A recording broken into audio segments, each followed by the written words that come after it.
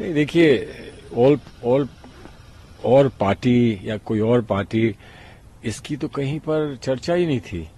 हमारा जो मैंडेट था, जो आदेश था, वो समाजवादी के साथ बैठकर और एक रूपरेखा बनाकर और उनसे ये समझौता करना था कि किन सीटों पे वो लड़ रहे हैं और किन सीटों पे हम लड़ेंगे। तो उसी संदर्भ में हम लोगों ने बातचीत करी, बहुत अच्छी बातचीत हुई। लेकिन हमने जो उनके सामने अपने विचार रखे हैं, जिन सीटों के बारे में जो उन्होंने हमारे साथ अपने विचार रखे हैं, उन्हीं को अब आगे बढ़ाना होगा और बहुत जल्द उनको बढ़ाने के लिए हम लोग फिर से मिलेंगे। सर, हाल में हमने 2 बयान देखे जो कि कांग्रेस और कांग्रेस की यूपी की राजनीति के लिए महत्वपूर्ण हो जाते हैं। जिस तरीके से मायावती मैम ने कहा कि हम लोकसभा चुनाव अकेले लड़ने जा रहे हैं, समाजवादी पार्टी ने जिस तरीके से हमको लेकर रंग बदला है, एक वो बयान। दूसरा, समाजवादी पार्टी के मुखिया कहते हैं कि हम तो उन्हें प्रधानमंत्री बनाना चाहते थे। उसके बाद सर, जो आप लोग अलायंस कर रहे हैं, तो कहीं ना कहीं आपको लगता है कि उनको भी साथ आना चाहिए अगर आपको बीजेपी को डिफीट करना है, या?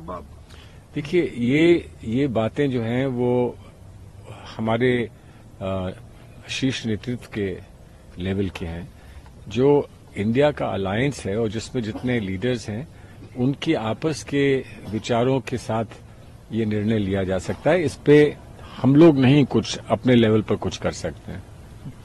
सर, फिर कांग्रेस कितनी सीटों पर कोशिश कर रही है? क्या 40 से 50 या 50 से 60? कोई आंकड़ा अगर आप देना चाहें? संख्या या आंकड़ा देना संभव नहीं है और वो उचित भी नहीं है कि जब हम किसी से बातचीत कर रहे हैं, तो जब संभावनाएं सामने आकर और उस पर कुछ निर्णय होता है, तभी हमको उस बात को पब्लिक करना चाहिए या आम जनता के बीच में आकर वो बात कहनी चाहिए।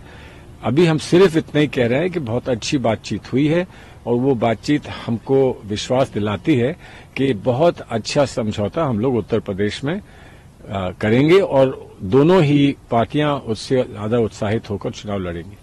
पश्चिमी उत्तर प्रदेश की बात करें सर, आरएलडी एक बार भी मीटिंग में नजर नहीं आ रही है। नहीं, क्या उनकी समझा जाए सर?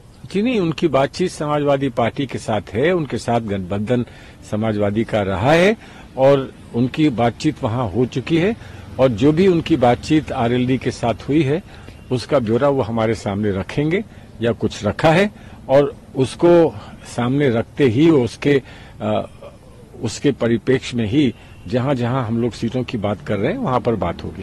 सर, क्योंकि अब 3 से 4 दिन बचे हैं मुश्किल से राम मंदिर को लेकर, सवाल हालांकि पूछना ऐसा जरूरी है। निपेंद्र मिश्रा इस बात को कह रहे हैं, जब उनसे पूछा गया कि जो राम को लेकर, भगवान राम को लेकर जो राजनीति चल रही है, उस पर आपकी क्या प्रतिक्रिया है? तो उनका जवाब था, क्या भगवान राम को पॉलिटिकली किया जा रहा है या उनके अनुयायी राजनीति कर रहे हैं? आपको लगता है ये स्टेटमेंट आज के वक्त में इम्पोर्टेंट हो गया है, जबकि 4-5 दिन बचे हैं? आपको लगता है कि राजनीति इस पर ज्यादा हो रही है या अनुयायी ज्यादा कर रहे हैं? देखिए, जो भी कर रहा है उसको ही दायित्व उसका बनता है कि वो इसका जवाब दे। हम तो इतना मानते हैं कि एक बहुत महत्वपूर्ण एक क्षण है। बहुत सारी आस्थाएं जुड़ी हैं भगवान राम से और अयोध्या में भगवान राम का एक मंदिर बना है और उसकी आस्था में बहुत सारे लोग वहां पहुंच रहे हैं।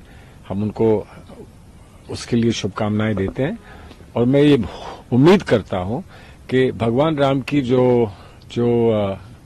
गाथा है, जीवन गाथा है और जो भगवान राम ने प्रेरित किया है समाज को, तो हमारा समाज सुखी रहेगा, मिलजुल कर रहेगा और जिस बात को भगवान राम ने हमेशा मानवता को सिखाया है, समझाया है, उस दिशा में हम लोग चल सकेंगे। न्याय यात्रा चल रही है सर, उत्तर प्रदेश भी जाएगी।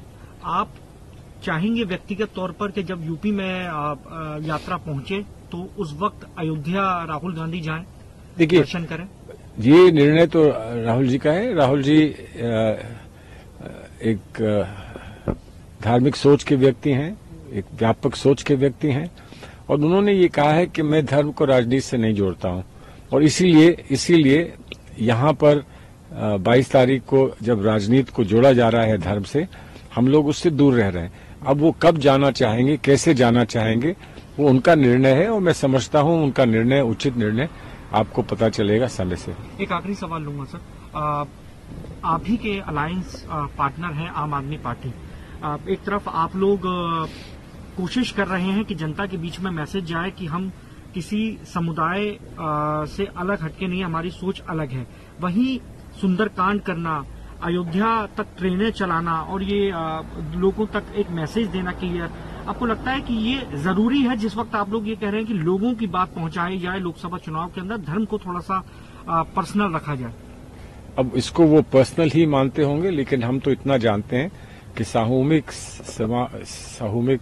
अगर हम लोग एक बैठते हैं साथ, सब लोग आपस में बैठते हैं और चर्चा करते हैं, तो हम ये प्राथमिकता देते हैं इस बात को कि हमारे नौजवानों को रोजगार मिलेगा नहीं मिलेगा, गरीबी कैसे हटेगी और भ्रष्टाचार को हम अपने समाज से कैसे दूर कर सकते हैं।